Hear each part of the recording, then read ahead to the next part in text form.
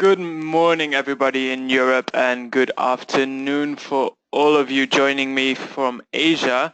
And welcome to this webinar entitled Agriculture in the Philippines, Business Opportunities and IPR Protection. This webinar is brought to you by the EU Philippines Business Network and the Southeast Asia IPR SME Helpdesk. For today's webinar, I would like to welcome Mr. Fido Ventura from the EU Philippines Business Network, Ms. Ruth Novales from Neslté Philippines, Ms. Marianne Sayoc from East West Seed, and Mr. Edmund Baranda from Baranda and Associates as our speakers.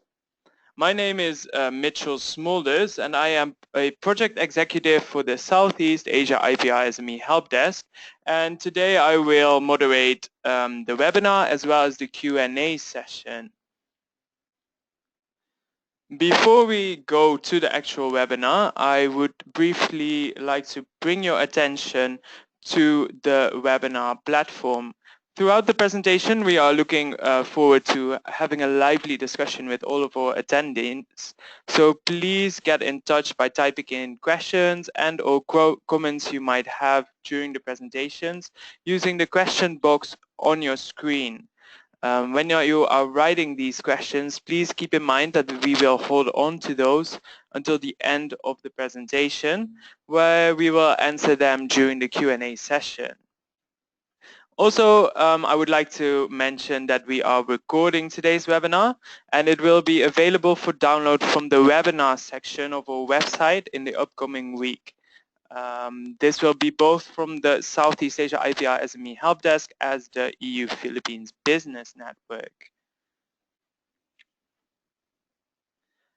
So for those of you who are not already familiar with the Southeast Asia IPR SME Helpdesk, we are a project co-funded by the European Union, and our services are free to European businesses and organizations, including embassies and chambers of commerce. We provide jargon-free, first-line, confidential advice on intellectual property issues related to Southeast Asia. You can see the range of activities and services that we provide on the slide in front of you. And these include, for example, our inquiry helpline, which allows you to ask us any IP-related question and receive a reply within 3 working days. We have training events, which are held throughout the year across Europe and all 10 Southeast Asian countries. And we also provide IP materials such as guides, newsletters, case studies, and all of these are for download from our website, where you can also find interactive e-learning modules and an events calendar. With this, I would like to hand over the floor to Mr. Fido Ventura, who will briefly introduce you the services provided by EPBN for those of you who are not yet familiar with those.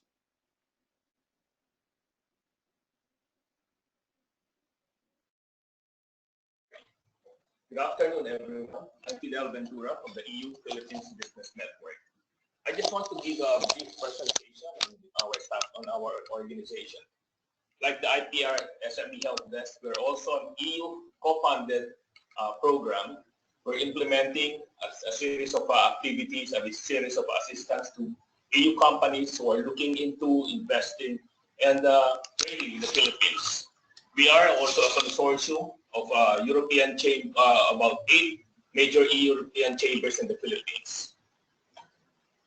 And we provide also integrated support for European enterprises in the Philippines. Next slide. Our services include providing advocacy and analysis for European companies. We provide advocacy in terms of supporting issues or concerns of European companies in the Philippines. So we love you for this. And then we also provide an intensive high-level coordination of business support for companies, particularly the SMEs who will be interested in coming into the Philippines and requesting for assistance in identifying partners and potential clients. Furthermore, we also provide regular updates on investment developments in the Philippines, ASEAN region. Next slide. So you'll see on your screen the 8 major chamber partners that we constitute our organization. The Belgian Business Club, the British Chamber, European Chamber, French Chamber, the German Chamber, the Italian Chamber, the Spanish Chamber, and the Nordic Chamber, Philippines. The next slide. Next slide. So these are our upcoming business missions to which we would like to invite everyone to participate, especially the SMEs from the EU. First, we have the Agriculture Mission, the Smart Agri Forum this September. And then we will have a multi-sector trade mission for the EU-Philippines Business Summit in November. This will be a major event wherein we're expecting about 300 to 500 participants in this activity. So we're looking to invite 20 EU SMEs to be part of our business mission. And the participation fee will be partially subsidized also by EPBN for EU SMEs. And then we shall have the Healthcare Trade Mission to Medical Philippines Expo in November as well. And then the Construction and Infrastructure Mission for Philconstruct in January. And the next slide will provide you our contact details for our organization. That's epbn.ph, and these are our email addresses. Thank you, and I'll turn you over now to the next presenter.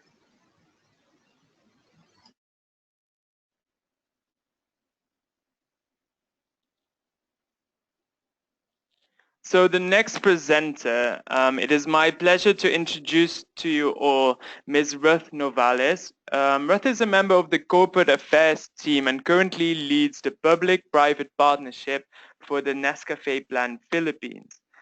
She has just been elected chairman of the European Union EPBN Committee on Agriculture and vice chairman of the Department of Agriculture PCAF Subcommittee on Coffee. You see a wider speaker's bio in front of you. I would also really briefly like to highlight that Ruth is leading the government stakeholder affairs of the NESCAFÉ plan, and she is the focal person for the National Convergence Initiative, High Value Crops Development Program, and National Greening Program for Neslté. With this brief introduction, due to the time, I will hand over the floor now to Ms. Ruth, who will tell us everything about agricultural opportunities from the perspective of Neslté Philippines. Okay, good afternoon, everybody, and I hope everybody's good this afternoon. We'd like to share with you what is the promise of agriculture in the Philippines at the moment, and with all apologies, I have to make mention of our project now, the NESCAFÉ plan or the coffee project, because that's what we're doing at the moment. But I think that what our learnings are happen to affect also all other crops, so it's not really crop specific only.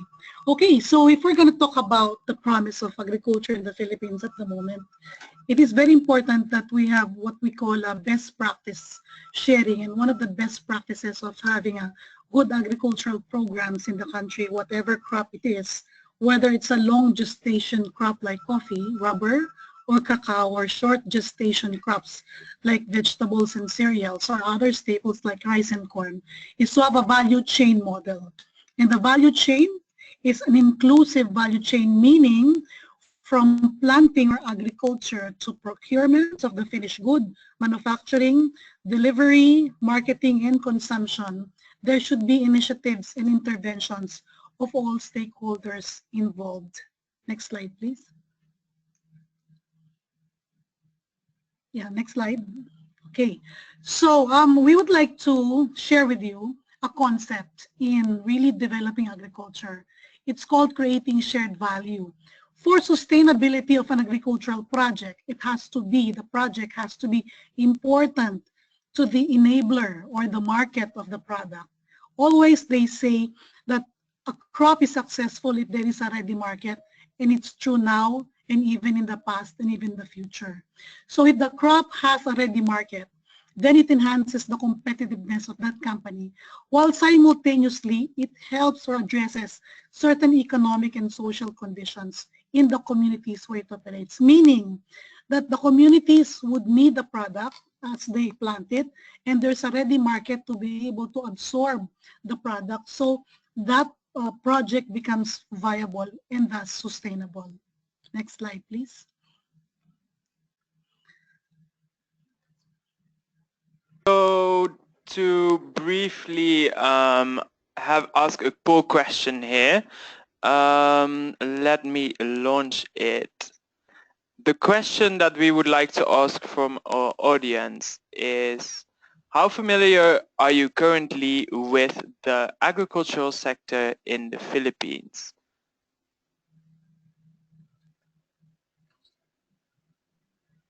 And here we would kindly ask you to fill this in as one answer per person. This can either be very familiar,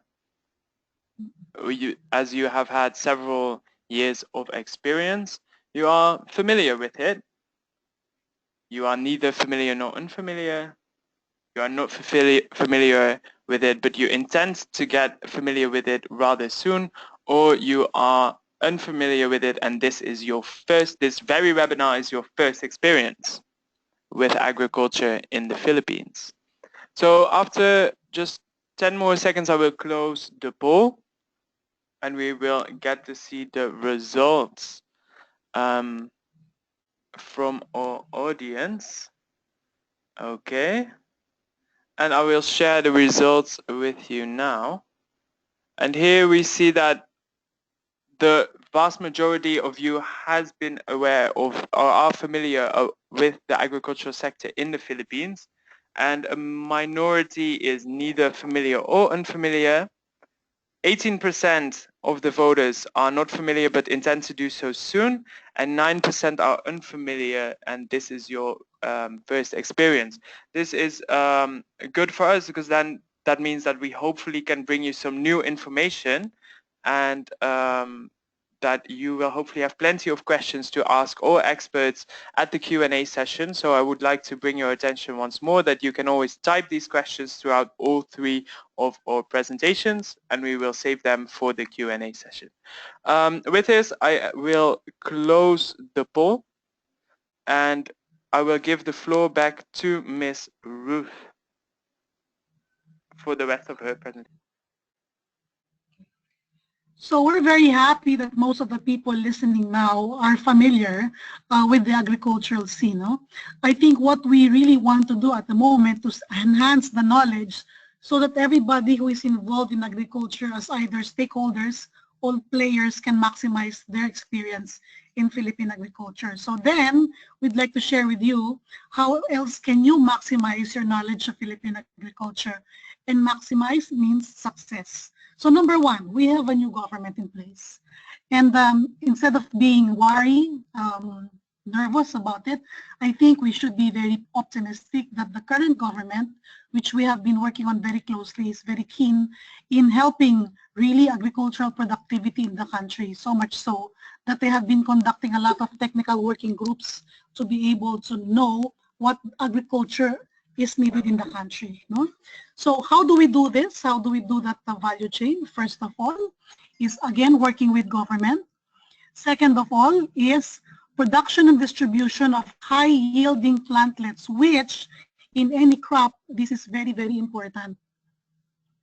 Third, once you have the good genetic material, you have to have a good capacity building program or technical teaching program to be able to harness the experience of the farmers and enhance it further. 4, you have to uplift or advance the training that you're giving to the farmers to make them globally competitive, especially in the Philippines, where looms the what we call ASEAN integration, making our farmers competitive with the rest of Asia and possibly the world. And last but not least is that to be able to make the planting or the agriculture very viable, we have to have ready buying stations in order to buy the goods once it is produced and ready to sell by the farmers. Next slide, please. Okay, so let's start with what we say about working with government. We have a new government in place, and what I'd like to share with everyone is there are a lot of opportunities for you to to share your learnings, your concerns, your issues with the government by participating in the numerous technical working groups that have been formed recently with the national government on agriculture. Next slide, please.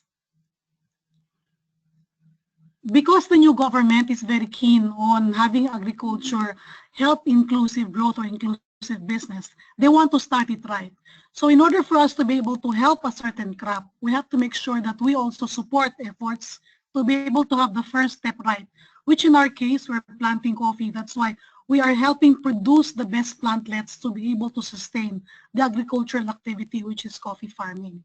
And then once you have the good genetic material, you have to align with government in order to make sure that your plant and your nurseries are accredited and certified. No? By this, we mean we will be able to compute the yield improvements of the plant that we are promoting for the farmers. Next slide, please. Once you have the plant, it is very critical for you to teach the farmers on the new technology because these plants are not your run-of-the-mill plants. They can be high-yielding, they can be low maintenance, they can be hybrids, and they can live long. Like, for example, coffee plants, if properly nurtured, can live up to 50 years. And therefore, it's very critical that a capacity building program, which is sustained, should be able to be put with the plants that are you able to deploy. No? There are two kinds of training which has to be done. Classroom training, and more importantly is the on-site training, and what we are doing are the farm schools. Now, you say, what are farm schools? And the next slides will show you. These are the centers of knowledge that we share with the farmers nationwide near key coffee growing areas. Now, what is the material that you're going to help the farmer learn about the good planting practices? Neslté has worked with the government in order for us to ensure that all farmers get the best capacity building or training program for coffee. We worked with the government in establishing a gap. What do you mean by gap? It's called Good Agricultural Practices, which has been certified and approved by the Philippine National Standard, meaning we are confident that every farmer who has been taught coffee farmer under the gap will be able to know what is the best practices in coffee production, whether it be climatic condition, whether it be elevation, fertilization. It is very important post-harvest that the training for the farmers will all be standard so that we can expect a steady and improved yield. And the private sector and the government has worked together for nearly 2 years to come up with this kind of document. And we're very happy that this has been approved. And right now, we're working with Croatia and all the other stakeholders in order to cascade this past to the farmers. Next slide, please. Okay. When you have the right training material, you have the right school. And I'm sharing with you that in our company, in our pursuit of creating shared value for the crop coffee, we have established several nationwide nurseries where the farmer can learn from A to Z of the production of the crop. So for example, for South Mindanao, we have Tagum, and then Southern Tagalog, we have Lipa. North Mindanao, we have Bukidnon, and you can see in the pictures that the learnings that are imparted to the farmer is from the very beginning, from step 1 to the last step, which is harvesting, because you know it's a cultural thing. Filipinos want to see if something is working and then they will do it. Next slide, please. Then for the rest of Mindanao, where we source 60% of the coffee, and where according to the Philippine Sustainability and Soil Suitability Map, Mindanao is really very good for coffee. Agusan, Cotabato, and let us not forget our North Luzon farmers. That's why we just established a Quirino Farm School and Learning Center. And also these are all integrated coffee center, meaning not only teaching the farmers what to do, but also serve as buying stations when the harvest time comes. So when you are a farmer, then you are really seeing credibility of the government and the private sector in teaching them the good practices of planting their crop. Next slide, please. Okay, now, what do you teach the farmer? You want him to be global. You want him to also compete during ASEAN integration. So we have to make sure that the training modules we're teaching are really from sharing with the rest of the world. So the training is called Common Code for the Coffee Community. What does this mean? The farmers know how to plant coffee, for example, as a crop, but we want them to really have a global knowledge of the good practices of planting coffee. So we train them in a global training module, and they are also tested by independent assessors. And if they pass the assessment and they're certified as 4C farmers, which is like an ISO procedure, then they have incentives when they sell the coffee to buying stations. And I'm also happy to share with you that majority of our farmers are IPs, or what we call indigenous peoples, no?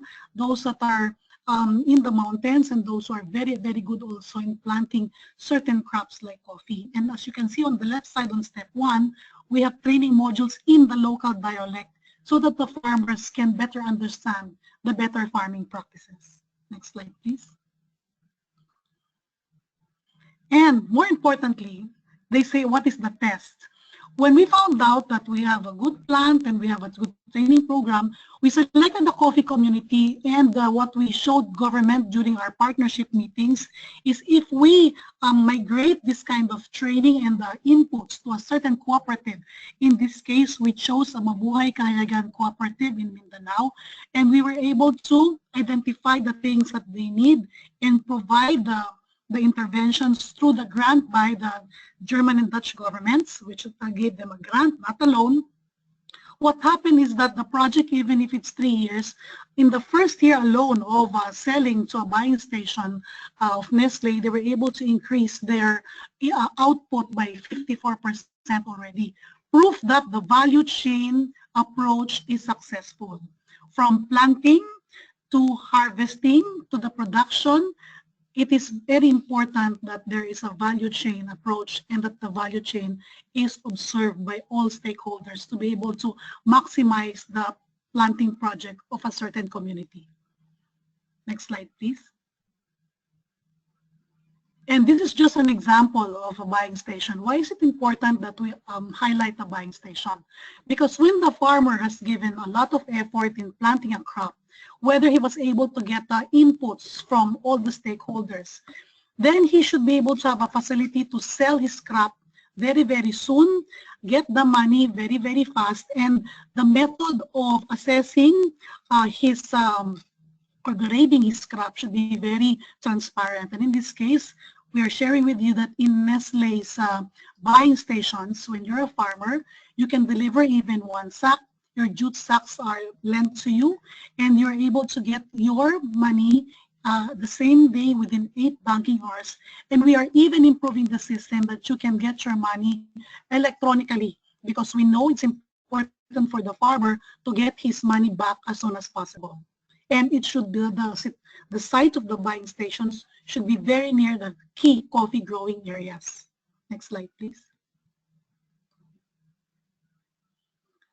And also, the typical farmer in the Philippines only has about 1 hectare. And what we're now testing nationwide is what we call a 1 hectare integrated farm model. This is reality. A typical Filipino farmer has to have some livestock, has to have some fish, also some coconuts, key crops, stable crops, also like vegetables, coffee, pepper, and he also has to have some vermicomposting facility in order to be able to produce the nutrients of the soil that he needs for his crops. And therefore, what we want is for the farmers, 1 hectare venture to be profitable. And that's why this is what we are testing right now with the farmer. Next slide, please. What is the proof that the government is supporting a crop? A coffee or a cacao or whatever crop roadmap. This roadmap was just approved by the President of the Philippines, and a roadmap contains the targets for the crop year on year for the next 5 years. What are the responsibilities of government and private sector in order to ensure that the activities to help the farmer is done? Third, what are the timings of all the trainings that has to be done? Fourth, what are the capacity building and the fora that government and private has to do nationwide in order to uplift the talent of the farmer to be able to be an agripreneur, and also to encourage and engage his children to be future farmers. And this roadmap, though it took really about nearly 5 years to do, is a manifestation that the Philippines is a very good coffee market. It's also within the coffee belt. But whatever crop we are pushing, we have to recommend that you have to have a roadmap. The government has professed that without a roadmap for a crop, that crop will not receive funding from the national budget. Also, that is also recommendatory that we do that, because meaning if there's a roadmap, then the government and the private sector and all stakeholders has agreed to work together in order to promote that certain crop for a certain group of farmers. And I'd like to tell you that we are now working very closely with everyone to cascade also the contents of the roadmap so we can meet our targets in the next 5 years. Next slide, please. And this is my last slide. When you have a project like this, a value chain for farmers for a specific crop, it is very important that you have to have milestones and you have to have targets. And I'd like to share with you as my last slide that in less than 5 years, these are the key result areas which we are able to achieve. We are on track, and we'd like to thank the Philippine government and also for their support, and the Filipino farmer also for their belief that this kind of model, a value chain model, can work in the Philippines. Thank you. Thank you, Ms. Ruth, for this very insightful presentation. Next up, we have Ms. Marianne Sayoc from East West Seed Philippines. She is the general manager, and before she joined East West Seed, she had a long career in government, where she held, among others, key positions in the Department of Agriculture as the regional director and executive director of the Agricultural Training Institute. She is also currently the president of the Philippine Seed Industry Association and has been elected to the board of the International Seed Federation and the executive board of the Global Crop Diversity Trust. As just like Ms. Ruth, Ms. Marianne will give some more insights on the agricultural sector in the Philippines, but then from the perspective of East West Seed. The floor is yours. Yeah, thank you, Michelle. And good day, everyone. First of all, thank you, EPBN and the Southeast Asia IPR SME Helpdesk for making me a part of this webinar. So, so next slide, please, Michelle. So let me give you just a very brief overview of agriculture's contribution to the gross domestic product and also where it fails in the labor. So in 2016, agriculture contributed 8.7% to the country's GDP. When I say agriculture, this also includes fisheries and forestry. If you look at the donut, services is the biggest contributor at 57.3%, and services include wholesale and retail trade, hotels and restaurants, transport and storage, and retail, real estate, education. And the second biggest contributor is industry at 33.9%. So industry refer to mining and quarrying, manufacturing, construction, electricity, gas, and water supply. Now, if you look at the second donut, agriculture employs 27% of the labor force, 55.6% for services, and 17.5% for industry. Next slide, please.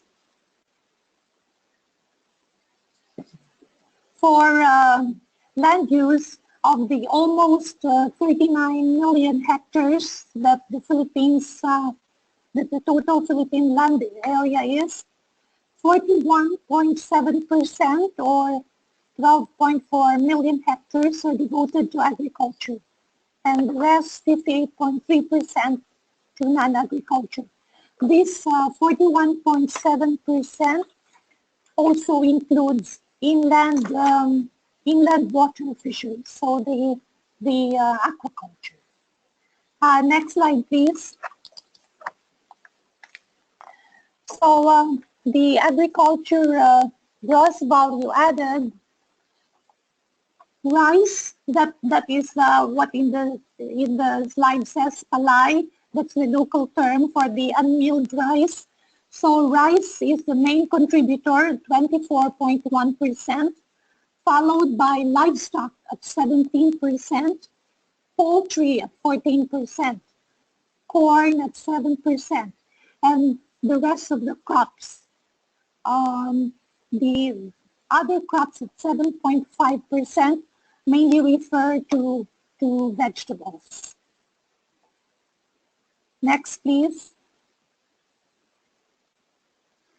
Then if you look at the trends here, if you look at this slide, from 2008 to 2014, we see a slight decline in gross value added in some crops, but a very steady growth in poultry and livestock.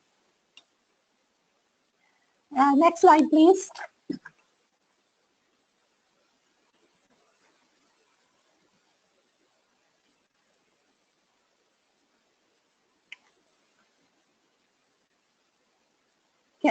Can we move to the next slide?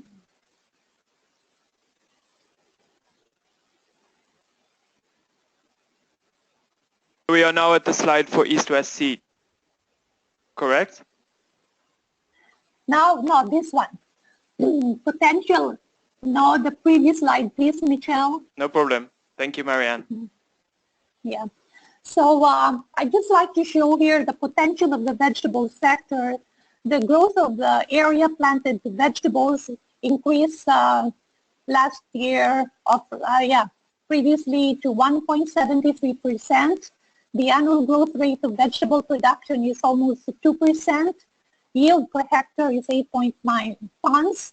And the value of the vegetable industry is at 1.26 billion US dollars, roughly 63 billion pesos, which approximately is about 9% of the total, agriculture sector. Next slide, please. Now, let me tell you something about Neslté.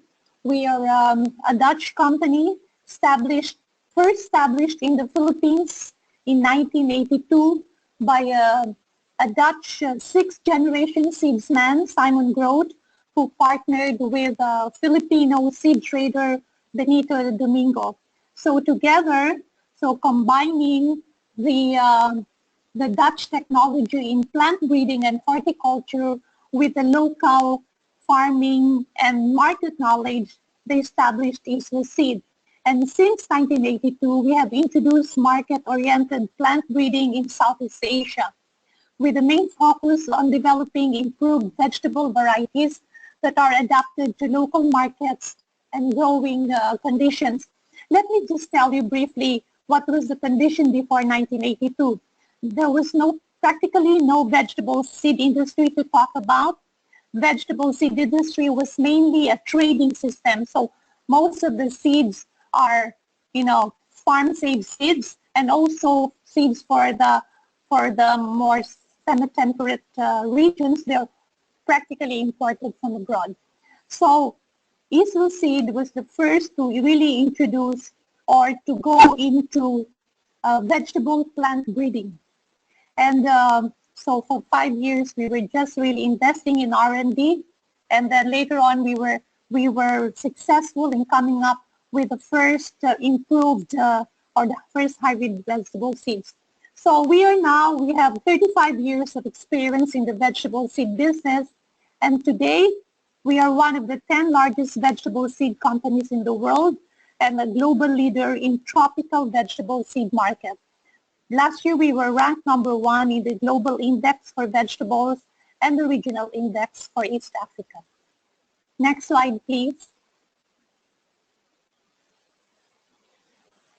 So as I mentioned, Neslté holds leading market positions in the most important Southeast Asian markets. So from the Philippines, we actually expanded the network to other countries in Southeast Asia and later on in Africa. So we have a direct presence in 9 countries and we export to over 60 countries. We have touched the lives of about 18 million farmers worldwide. We have 15 research centers in 7 countries and is over 5,000 employees worldwide. Next slide, please. Our business model is centered on smallholder farmers. So they are our main clients. And when we talk about, what do we refer to when we talk about smallholder farmers? So smallholder farmers are those that cultivate less than 1 hectare of land. And even for vegetables, it's even smaller. Smallholder farmers cultivate 1,000 to 1,500 square meters of land. And we all know that 80% of the world's food is actually produced by smallholder farmers. So our mission is to improve the income of these smallholder farmers by using high quality seeds and better knowledge on vegetable farming. So these are the 2 main activities we do. We do local plant breeding. So we make sure that the varieties that we develop are suited to the local farming conditions. And also the vegetable varieties that we work on are those that are preferred actually in the market and which the local people, include in the diet. Then the other major activity that we do is knowledge transfer, because we believe that having quality seeds is not enough to develop the industry, but farmers have to adopt modern, appropriate farming techniques to be able to make maximum, to get the maximum potential of the good genetics. So we engage in a lot of knowledge transfer activities as a tool to open and sustain markets. Next slide, please. So this was also part of the outline that was given to me. What are the opportunities for EU businesses? So here I'm not talking only about vegetables, but also in general, everything about agriculture. I think there are opportunities for technology, for genetics, for animal health, animal nutrition, also opportunities in food processing, for crops, poultry and livestock and fisheries, packaging for modern retail, so how to make better use of the modern retail, post-harvest and other value chain interventions. We can talk about better storage or cold chain facilities. And the other important aspect also, I think, is microfinancing for farmers and agro entrepreneurs. Next slide, please. Now, how to do business locally? I think the key here is really finding the right local partner. It's crucial. If I tell you, so we have to look for commitment, integrity, and long-term vision. If I may cite the example of Simon Groth, he was very fortunate to find his local partner, Benito M. Domingo, because, they have really established a great company and they were able to achieve, and both of the objectives, and both of them are committed and they have long-term vision. Next is know the market and your customer, very important. When Simon Groth came here, he saw that the quality of vegetables were poor. There was no breeding for vegetables really done by a private company. And he saw that the main customers, there are millions of smallholder farmers. So he offered actually a clear and unique offering farmers better quality seeds and varieties that will give them higher yield, better fruit quality, more disease resistant. Invest in innovation, be quality driven. Well, as I told you, for 5 years, money was just really flowing out. No sales, nothing at all. He was Simon Groth was not tempted to just introduce, seeds from Europe or from the Netherlands and introduce here. No, he said, we have to develop local varieties. So, and that's what he did. So he was very patient. And then quality, he said, he was always telling me quality, there is no shortcut to quality. Then develop local talent to sustain innovation. At the start, we got here Dutch plant breeders, but who trained very well our local plant breeders.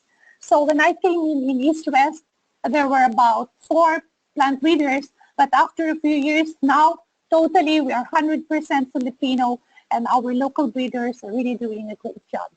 Then familiarize yourself with the local culture, very important.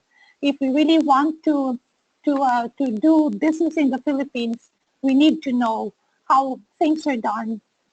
And then know the business and regulatory environment, very important. To be able to do business here, I think this is a fundamental thing, know business and regulatory environment. Next, please. Now, how to gain access to the local market? Well, I got here a few tips. Build on and invest in local network via local employees and embassies. They are very good information, the local embassies. Next, develop strong relations with distributors to scale up and expand reach. I think here we have developed very strong relations with our distributors, and they are really a good, business partners for us. Then the next thing is find a local partner through industry associations. And as example, when Simon Groth came here, he didn't know anybody, but he did his research and he learned that there is a Philippine Seed Industry Association. So he asked when the association is meeting. So he was he knew where the meeting was, and he just went to the association, introduced himself, and said, I am looking for a local partner. And that's where actually he met Benito Domingo, because at the time, Benito Domingo was the president of the Philippine Seed Industry Association. So that was really a good move. So next, cooperate with local government units, the national government, regulatory bodies. This is a must. Keep attuned to policy developments and legal changes. Very important. Then join Chamber of Commerce and business councils, because these are a very good source of information as well, and they can also share best practices, because these people are already quite familiar with how to do business in the Philippines. And referrals and reputations are powerful. And I would say if you find the right local partner, gaining access to the market, distributors, the local government units, national government, and regulatory bodies will be easier. Next slide, please. So this is my last slide, some key takeaway. Agribusiness in the Philippines is growing with bright opportunities in innovative and technology-driven businesses. Then invest where it counts. Immerse in the market, identify a real need, and make a clear offering. Last, building relationships is crucial to get your brilliant ideas off the ground. Find the right partner and connect with the industry. Thank you very much. Thank you, Marianne, also for this insightful presentation and your useful tips for all European SMEs who have joined us this afternoon. Our next speaker is Mr. Edmund Baranda. He is a qualified patent agent and IP lawyer with over 15 years of experience, among others in patent litigation. I also would like to mention that he lectures at IP forums, including those organized by the Philippine Judiciary Academy, and is a member of the Integrated Bar of the Philippines and New York. The floor is all yours. Thanks, Mitch. I also want to highlight that I have a degree in molecular biology, so I guess the topic, which is IP, and its relevance to the agricultural industry, I think is something close to my heart. Next slide, please.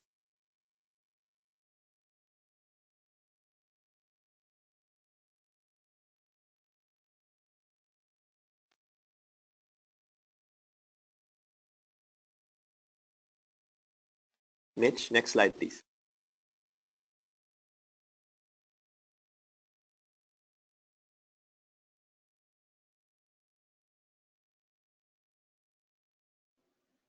Is it coming through?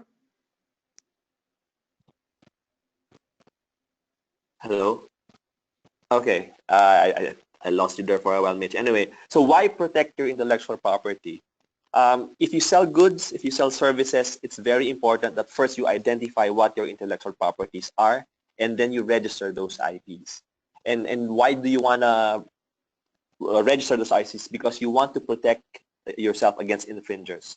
Once your brand, your goods or your services become popular, then definitely more often than not, you will have infringers. You will have people who will want to counterfeit your goods and services and take advantage of the goodwill that's associated with your goods and services. Another reason why you want to protect, in fact, they say that's a badge of honor, or like you have arrived if you have counterfeit.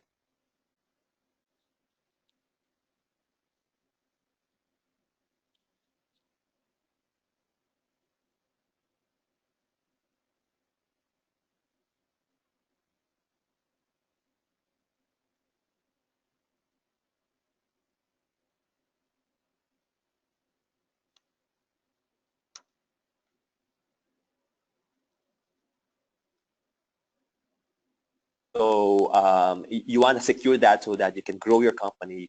Investors can come in and be secure that they'll be investing in a good investment. Next slide, please. So next up is the poll question, a second poll question for our audience. I will launch it as we speak. The question is, what do you consider the most important IPR for agriculture? Is this a trademark, a patent, a geographical indication, copyright, collective marks, and certification marks? I will give you some time to come up with answers, with your preferred answers. Multiple answers are possible here.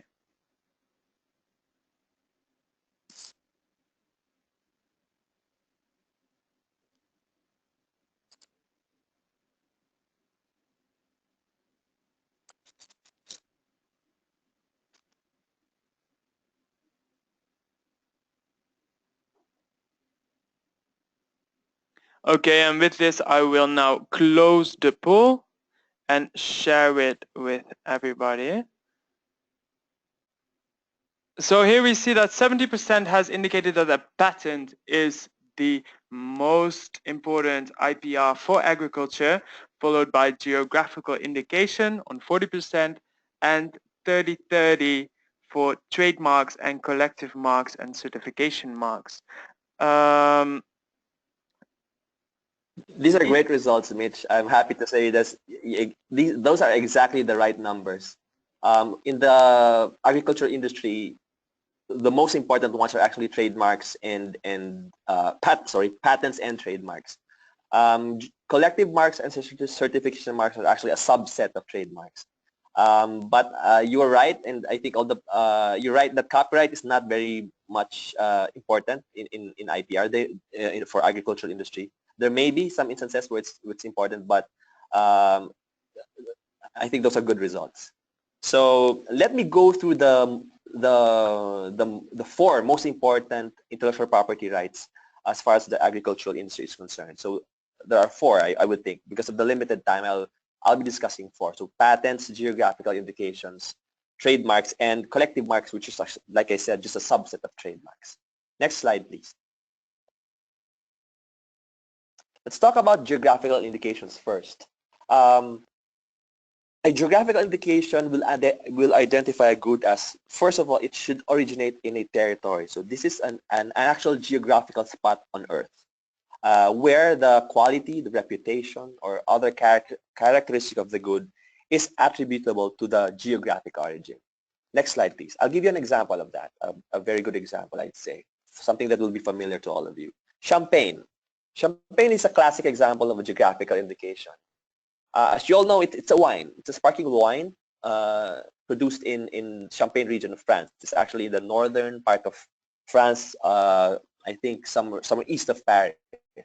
But when you hear the word champagne, you don't just think about the wine. It also has some connotations. When you celebrate big events, usually you open a bottle of champagne. In fact, if for those of you who follow Bruno Mars's music, that's what I like. There's a line in the songs that says "strawberry champagne on ice." So why did he use champagne of all wines? Because again, champagne, there's a connotation about champagne.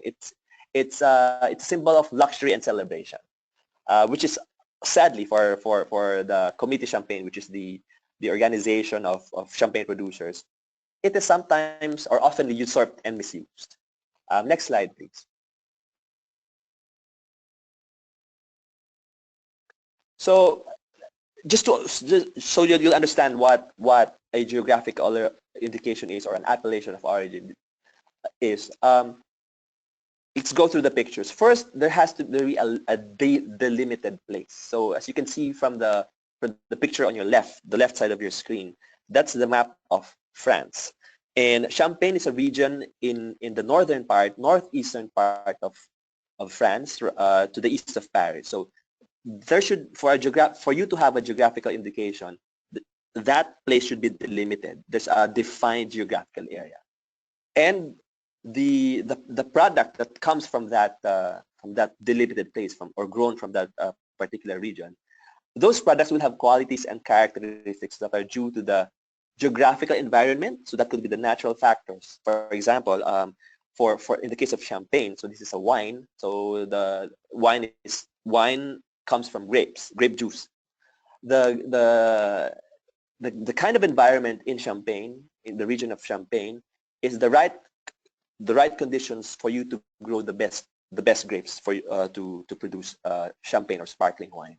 So the geographical environment there, so it could be the condition of the soil, it could be the temperature, it could be the amount of light that they receive in a calendar year. That will contribute to the quality or to the characteristics of the product produced from that geographical place. But another factor which is equally important is the know-how. So it's not enough that those crops or those fruits are grown in this particular region, but the way you process that to become food, to become wine, to become spirits, it's also attributable to that particular place.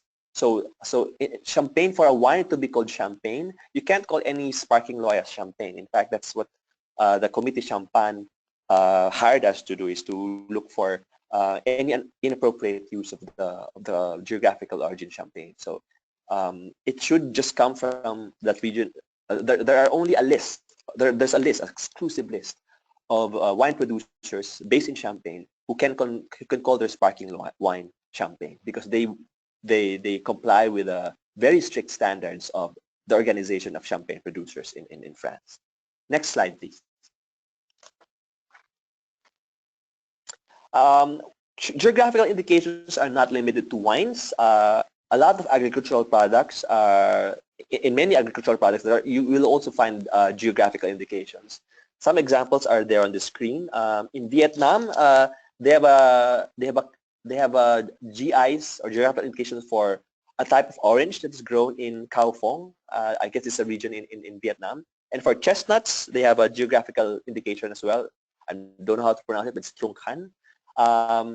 In the island of Chios in Greece, this is in the Aegean Sea, they grow oranges there, and they also have registered a geographical indication there. So also for chestnuts, they have this is in Combay, which is in northern Italy. So the chestnuts are grown in those regions. They have a certain quality, they have certain characteristics. So you call that Marron di Combay. So those are examples of geographical indications abroad. Next slide, please. In the Philippines, unfortunately, while we do recognize geographical indication as an intellectual property right, it's taking our government agency, in particular the Intellectual Property Office, a long time to finalize the regulations for registering geographical indications. There were drafts already. They've been published. There had been consultations about it, but the final version has not been released. It has not been published. So unfortunately, right now, we don't have a system of registering geographical indications. But in the meantime, if you have a geographical indication, you can protect them by relying on the other trademark provisions of the IP code.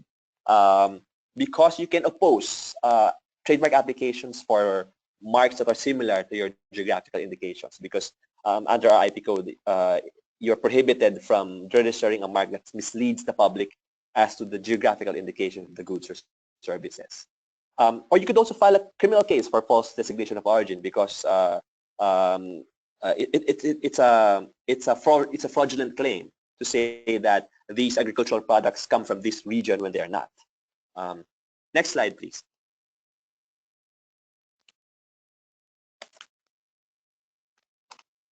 So those are geographical indications. Let's move to the second important intellectual property right as far as the agricultural industry is concerned. These are trademarks and service marks. Coke, East West Seeds, Nescafé, those are brands. Those are trademarks. So these are, by our definition in our IP code, it's a visible sign capable of distinguishing your goods or the goods or services of an enterprise from the goods or services of another enterprise. If you notice in the Philippines, our law says it's a visible sign. But in other jurisdictions, so it has to be something that can be appreciated by our eyes. But in some jurisdictions, they do allow the registration of sound marks. If you forgive me, I'm going to sing a bit. Pum, pum, pum, pum. Does that remind you of any product? That's Intel. So they have registered that in the US. So they allow sound marks in the US. Another example of a sound mark in the US is the roar of the lion for Metro-Goldwyn-Mayer films. So I'm sure all of us watch movies, and if it's an MGM film, you'll see this lion roaring. The sound of the lion is actually registered as a sound mark, and only MGM can use that sound for movies. Another sound mark which I learned recently is a little bit amusing, is the sound that Homer Simpson, whenever he's you know the character Homer Simpson in the TV series The Simpsons. So you always hear him say "doh." That sound that the character Homer Simpson makes, it's actually a registered sound mark in the U.S. But in other jurisdictions, they also allow smell marks. So a good example would be this Dutch company who's registered the smell of newly mown grass for tennis balls. So when you open the can of tennis balls, what you smell is similar to newly mown grass. So they've actually registered that as a smell mark in Europe. But those sound marks, smell marks are not right now available for registration in the Philippines. So in the Philippines, it has to be a visible sign. You have to register with the IPO. So it's first to register. So it's a race. I mean, if two companies came up with the same mark, with the same brand, the first to register with the Intellectual Property Office more often than not wins. So it's important that you register it with the IPO. And your registration is good for 10 years, but the good thing is it's registrable. So it could actually be indefinite. As long as your company exists, as long as you are selling these goods and services, then you can have the exclusive right to use such a mark. Next slide, please. So once you have registered the mark, what are your rights? You can prevent anyone, all third parties, from using not just identical signs, but signs that are similar to your mark. McDonald's, as you know, it's a world famous mark. Someone tried to among the products of McDonald's is the Big Mac. Some enterprising Filipino company decided to register Big Mac with a K. So it's a similar sign. It's not exactly the same, but our Supreme Court said that that's a similar sign. you're obviously copying, or you obviously copied the Big Mac of McDonald's. So the registration for Big Mac with a K was not allowed. You can also prevent other people from using containers which are identical or similar, because a trademark can also be a trade dress is a form of an IP right as well. So the look and feel of your container can also be a representation of your brand. So you can, like, a great example of this would be the colors that you see for 7-Eleven. So sorry, that's a container. Let's say for beverages, so they have certain unique shapes. I will show you later on. You can have that protected, and you can prevent other people from using similar shapes or colors for those containers. Next slide, please. So once you've registered your mark, in the Philippines, this is rather unusual. Well, it's not unique to the Philippines, but in many jurisdictions, this is not required. In the Philippines, you are required to show proof of use of your trademark. So every the third year from the date of filing, you have to submit proof that you've actually used the mark in the Philippine market. So and after you register that on the 5th year, remember the term is 10 years. On the 5th year, again, you have to submit proof that you're using the mark. The point there is the Intellectual Property Office wants to be sure that you are actually using the mark in the Philippines. Otherwise, they will, so that it will be, if you're not using it, then other people can use those marks. What if you don't have a use of the mark in the Philippines? So, some of our clients, they still file the trademark application. This is what we call defensive filing. It's to anticipate competition. So it's to prevent your competitors from using certain marks that you think are good marks, and you think that you will use in the future. So it's a defensive filing. But if for some reason you cannot use the mark, there's a way to go around it. You file what we call a declaration of non-use, because you were prevented by one very good valid reason is that you were prevented by the government agency from using the mark, and it's because of some regulatory issues. A good example for this would be in the field of pharmaceuticals, because you have to undergo, you have to register your drug with the FDA. So sometimes there are delays there. So you can't sell the drugs yet in the Philippines without the FDA approval. And you also shouldn't limit yourself to registering your own mark. You should also look out for marks that are similar to yours, which are being applied for.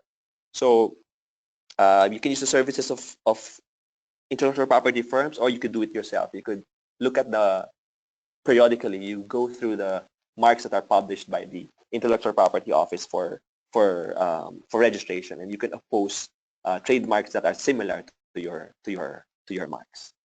Next slide, please.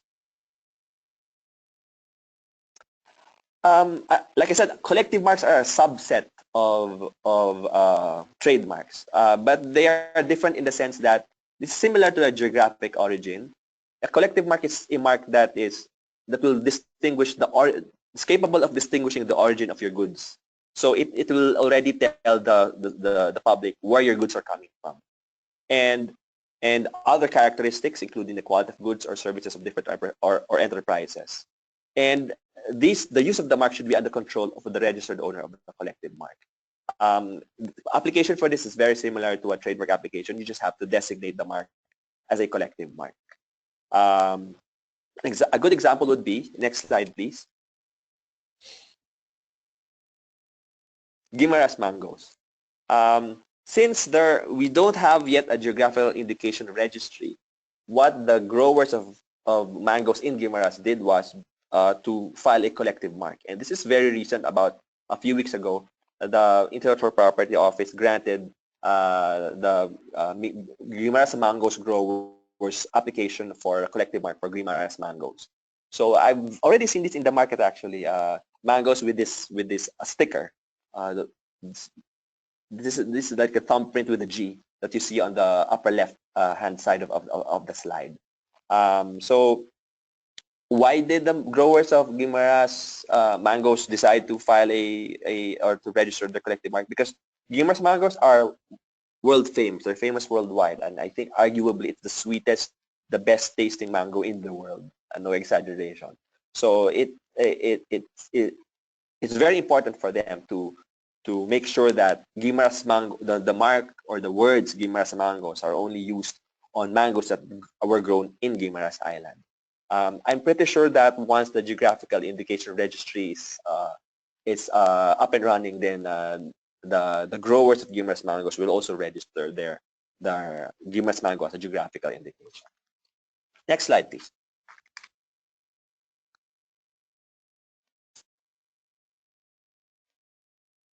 The third and also probably the most important or equally as important as trademarks is patents as far as the agricultural industry is concerned. East West Seeds, I know they have their own research centers where they develop new agricultural technologies and new seeds, even new varieties of plants, new varieties of vegetables. So a patent, they say, it's granted to someone who has invented a technical solution to a problem in any field of human activity. So this is the definition from our IP code. There are 3 requirements. It should be new, so it should not be part of what we call prior art. It should be inventive, so that means it's not obvious to a person skilled in the art. There has to be some it should be tricky, something that is not common. And third is it should be industry applicable. So obviously for agricultural products or processes, that requirement is easy to comply with. Once you have a patent, you are given 20 years. So the term of a patent is 20 years to exclude others from using an invention. So that's why patents are very valuable, because for 20 years, you're the only one who can use that technology, and you can prevent other people from using your technology. So in a way, it's a form of a monopoly. Next slide, please.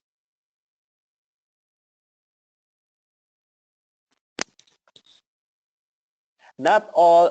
So in the agricultural industry, these are some examples of patentable inventions. So like new processes for making cheese or beer, or the new microorganisms or enzymes used in food production, or the new machines for food production. Next slide, please. But not all inventions are patentable. There's a long list there, but what I want to highlight is that scientific theories, mathematical methods, and discoveries are not patentable, because these are Einstein's theory. Remember all those theories that you learned in high school.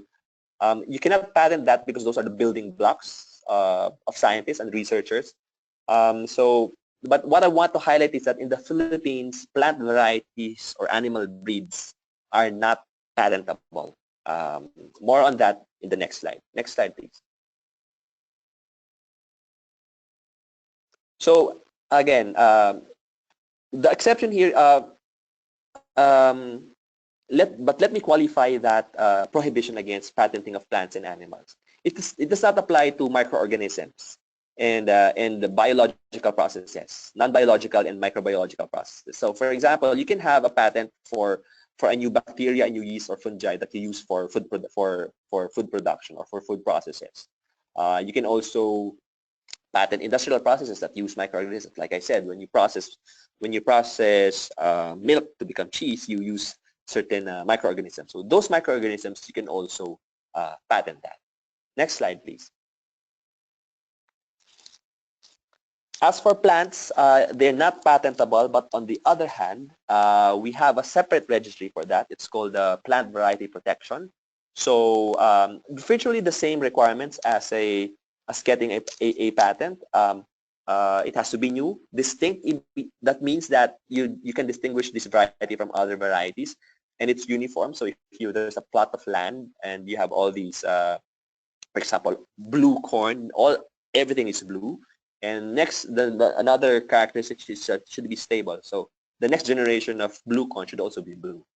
So I guess this is relevant, very relevant to companies in the agricultural industry. Next slide, please. Other biological materials like proteins, DNA, plasmids, cell lines, microorganisms, these are all patentable as well. So again, these are relevant again. This is also relevant in the agriculture industry because you just don't protect the new variety. You also want to protect like the DNA of those new varieties that make them unique. Next slide, please. What if your invention is not inventive? That means that it is obvious to a person skilled in the art. It's very low tech, but on the other hand, it's still new. Then you can get protection for that by filing what we call a utility model application. So a utility model registration, you can get that if again your invention is new but it's not inventive. So these are for what we call low-level technologies. In other countries, this is called petty patents. This is useful if you want to enforce immediately because it's easier to get a utility model registration because they don't have to examine the technology behind the utility model. But the downside is the protection is shorter, only 7 years. Next slide, please. Another type of patent, sorry, in quotes, is what we call industrial design registrations, because once you get your product to the market, it could come in some certain packaging, and this packaging could be there's some ornamental purpose for it. I mean, because you want to identify your product as coming from your company. So you can have what we call you can get an industrial design registration, which applies to new, original, and ornamental designs. So it will only protect the appearance of the object and not its function or utility. Good examples for this would be, like I said, packaging. Could also be designed for, I think a very famous one would be designed for furniture, like the furnitures of Cobonque in Cebu. But it's the term is short, it's just 5 years, but renewable twice. Next slide, please. EJ, I would really briefly want to point out the time limit that we still have. Yes, I'm now in my last 2 or 3 slides. Yes. Okay, thank you. So these are examples of industrial design registrations. The one on the left, I would think you'd recognize as Gatorade. So the one in the middle, I think is another. I think this is for Lipton, but another beverage product. The one on the right is Coke. It's the famous Coca-Cola body, but they didn't register it as industrial design because industrial designs expire after 15 years. So what they did was to register it as a trademark. Next slide, please. So once you have you registered the intellectual property rights, what you do, you enforce your IP rights. Next slide, please. And you have all these remedies under the law. So you could file a trademark infringement criminal complaint against those who are using your mark without your permission. So these are trademark infringement carry both criminal and civil liabilities. Next slide, please. Patents, on the other hand, the first time your patents infringed, that's only a civil action. Is a repetition of your the infringement of patent, that will be a criminal action. Next slide, please.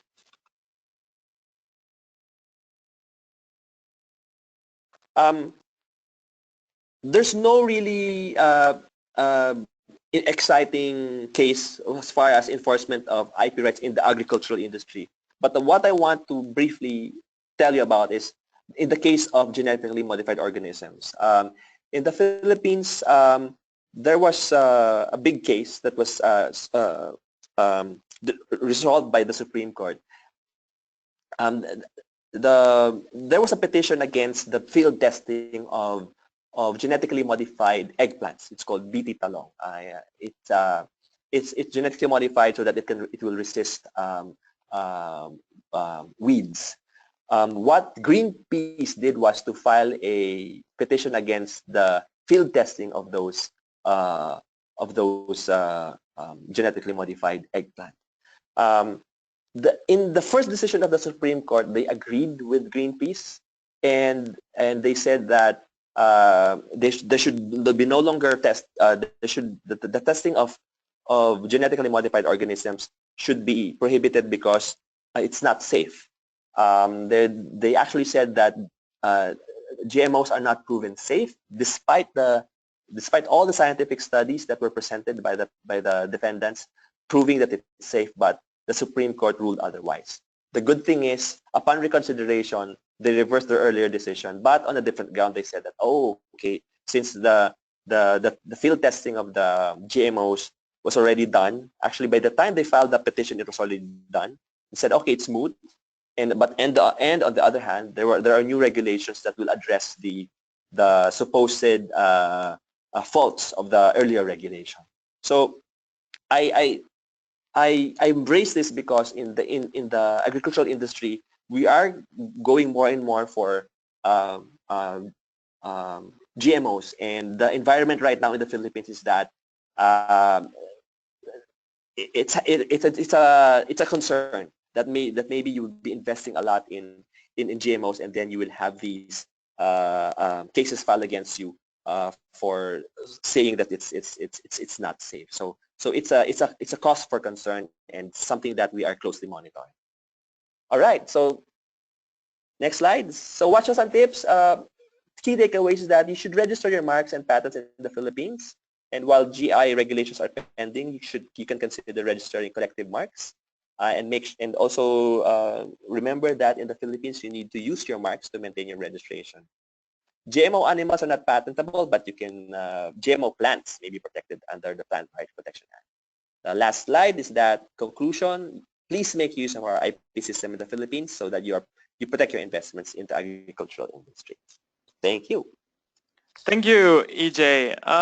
Hereby, I would like to ask all three speakers to join me back on the webinar platform to answer some of the questions we have received from the audience. The first one that I would like to ask you is for Ms. Ruth and Ms. Marianne. The Philippines experiences some rough weather conditions occasionally. How do you deal with this as an agricultural SME? Maybe Ms. Ruth can start here. Okay. I think first and foremost, when we develop the plants, we consider the genetic makeup of the plant so that it can survive given the climatic conditions of the country. Second of all, are you hearing me right? Okay. Yes, we can hear you. Thank you. Okay. So that takes care of the genetic makeup of the plant for survival of the species. Second of all is that we teach farmers on capacities that are in conjunction with also what they experience in the localities. No? So for example, if the locality is windy or dry, then we have to tailor fit the training for them. And in so doing, we're able to help small industries by making sure that their agricultural venture prospers and succeeds, and making available the buying stations when the harvests come. Thank you.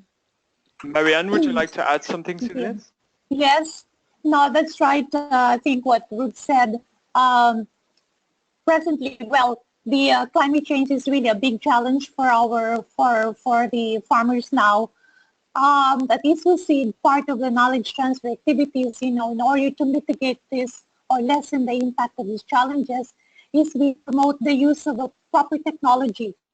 So, you use of seedlings and some technology that the farmers will still be able to produce despite these climatic changes. And also right now, for the research and development, our breeders are also now looking into some climate tolerant, or like heat tolerant varieties for tomato. So our breeding can also actually address it. Okay, perfect. And if I thank you, Sorry. Yeah, sorry, just one sentence, no? And to be able to make sure that the government approves these varieties and practices, that's why we developed a good agricultural practices document for the crop. Okay, thank you. Ms. Ruth, the next question is also for you specifically. The question is, do you have any buying centers in Negros Occidental? The person who gave this question has established a coffee farm in partnership with OPA Negros Occidental, but is not sure yet whether there's a buying station in Negros. Hi, actually this is the standard that we are following when establishing a buying station. There's a saying that goes, if you plant it, we will come. Meaning that the community has to be able to have the resources to be able to plant, and also the soil should be suitable. Now in Negros, we're just starting to talk to some people because the nearest Visayas buying station we have is still in Iloilo because they've planted quite a lot. And right now we are talking to some people in Negros so that if they're able to plant substantially, then we can establish permanent buying stations there. Okay, so for now there is not yet. I hope this answers the question for the attendant. Another question is for Mr. Edmund. Registering a patent or trademarks looks to be a costly and time-consuming exercise. For SMEs which may not be able to afford to register, is there a program in the pipeline that would help SMEs register their IPR more easily? Okay, I would differentiate between registering trademarks and patents. Trademarks, it's not really expensive. In fact, the filing fees of the IPO is only in like 1,500 pesos. And filing the application is very straightforward. You don't even have to use an IP lawyer to do that because it's quite easy. Patents, I agree that it's expensive because you need to hire a patent lawyer. You need someone who can draft the application for you and the specific, what we call the specification claims. But the good news is you can go to the DOST TAPI, so the Technology Application Promotion Institute. So they have funds for small companies, for small inventors. They can help you with financing the patent application. Okay, thank you. Very clear. Another question we received is, this is a question that can be for all three of you. What are any difficulties a European SME can experience in working with local partners? And then Ms. Ruth, maybe you want to focus here on, let's say, government, Ms. Marianne on third-party companies, and Edmund, you can focus on an IPR perspective to get a full picture. Well, I think that if you want to engage the Philippine government, first of all, you also have to be involved.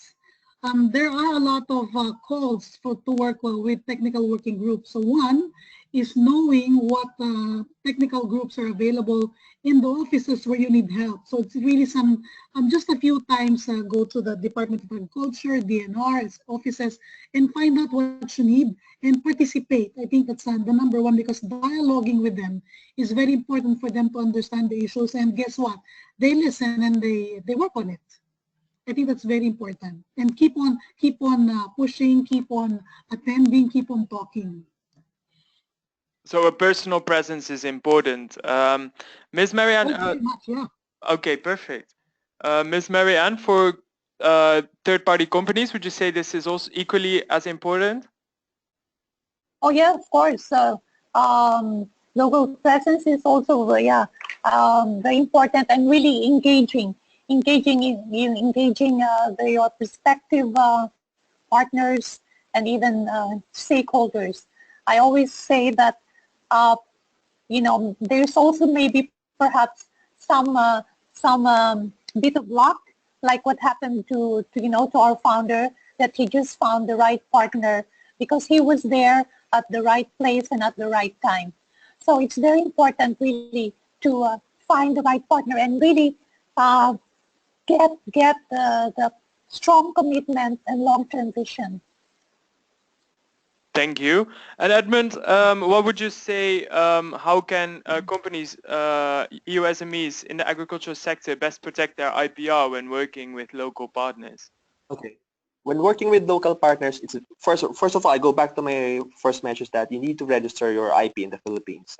Some make the mistake that if they registered already in the EU or in some other country, then it's already registered here. But IP is territorial, so get your IP registered first. Second is when you partner with local companies, it's very important that you have a good license agreement on place.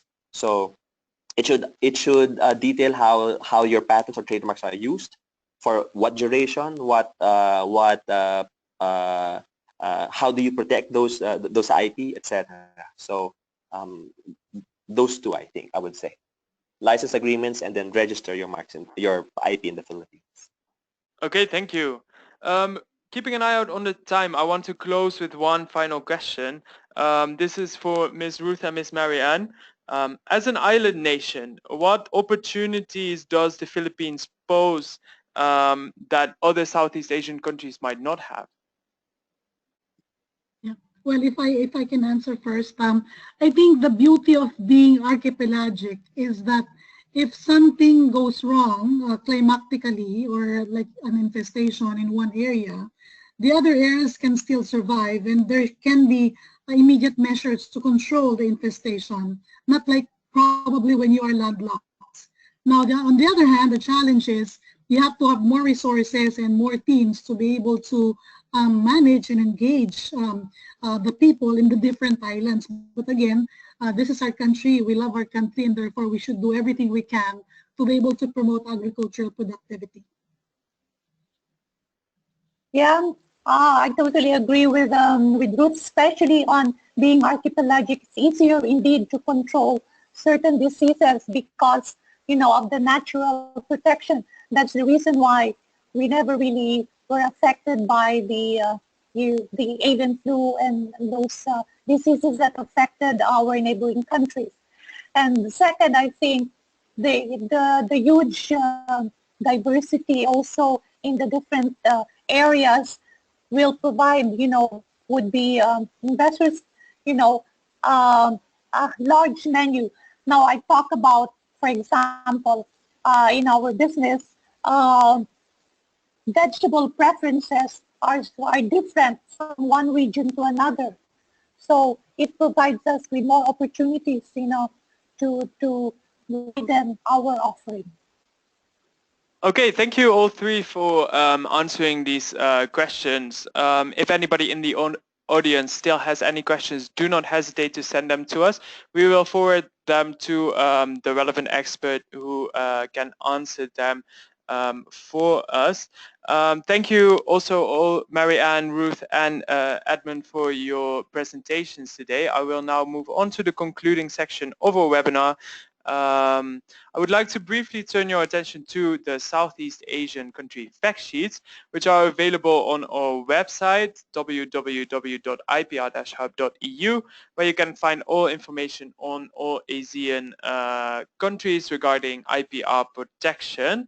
Also, please follow both the EU Philippines Business Network and the Southeast Asian IPR SME Helpdesk on social media. And here I would like to briefly also mention that we have a live chat session where one of our experts will answer any IP questions you might have. This is on Wednesdays from 4 to 7 p.m. In the local time in the Philippines. Finally, we have next week's webinar coming up, opportunities and IPR in the Philippines regarding construction and infrastructure. This is also co-hosted for you by the EU Philippines Business Network and the Southeast Asia IPR SME Helpdesk. A very similar setup, a very similar time frame, where we will first discuss business opportunities for EU SMEs in this sector, and then focus on IPR protection so that these opportunities can also be met to the full extent. And finally, I would like to thank all of our presenters as well as the EPBN for co-hosting this webinar, and of course our audience for your continued interest in all of our activities, and we hope to meet you all again soon. With this, I would like to close the webinar and wish you all a good afternoon or good evening. Thank you. Thank you. Bye. Bye. Thank you, everyone. Thank you, Ruth. Thank you, Marianne. Thank you, EJ. And thank you, Fidel.